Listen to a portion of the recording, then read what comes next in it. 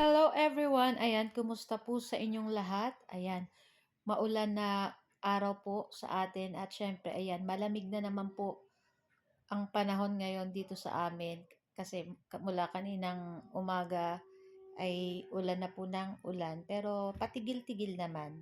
Kaya okay naman po. So, yun na nga guys. So, for today's video ay tara at samahan niyo po ako magluto nitong aming ulam para sa aming lunch. Walang iba kundi itong ating ginisang kalabasa. Siyempre, lalawakan natin yan ng konting pork para medyo masarap-sarap. Siyempre, nakakapasarap naman po talaga pag may konting pork. Ayan. Tapos, syempre, mayroon din po tayong kapartner dyan ng paksiw na isda. Nakalimutan ko lang yung tawag sa ganong isda, guys. Pero, ayan. So, sa isang kawali, ayan, sangkot siya tayo as usual ng ating konting pork. Ayan. Tapos, syempre, nilagay na rin natin dyan yung ating bawang at yung ating sibuyas. Ayan. So, naglagay rin po pala ako dyan ng kamatis. Kaya lang, guys, hindi ko na videohan.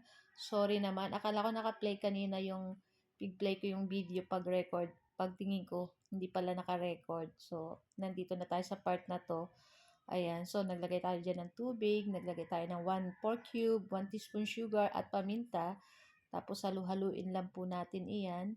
So, maya-maya po ay magdadagdag pa ako dyan ng konting tubig kasi masarap po dito ay medyo may sabaw-sabaw dito sa ating ginisang kalabasa. At pagkatas, naglagay na rin po ako dyan ng 3 pirasong siling pangsigang para pampabango at syempre para may konting anghang ng konti lang naman. So, ayan na nga, oh. Kita nyo ba yan, guys? Okay na to, guys. Maya-maya pwede na natin patayin yung apoy.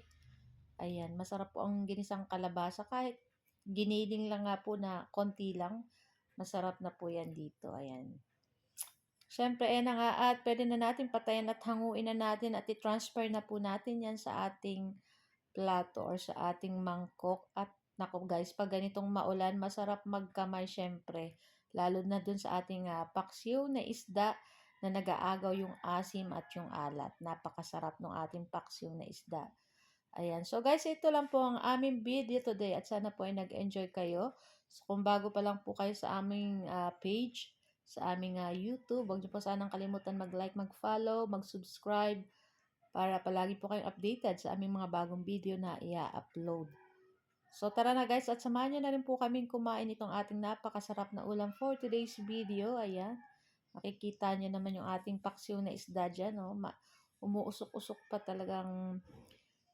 Ewan ko ba, ilang kanin na naman ang mauubos natin ito guys. So guys, thank you for watching. Ayan, shout out sa ating mga new followers po dyan. Ayan, konti na lang ay magiging 12,000k followers na po tayo. So guys, thank you for watching. See our next video. Ciao! Sarap!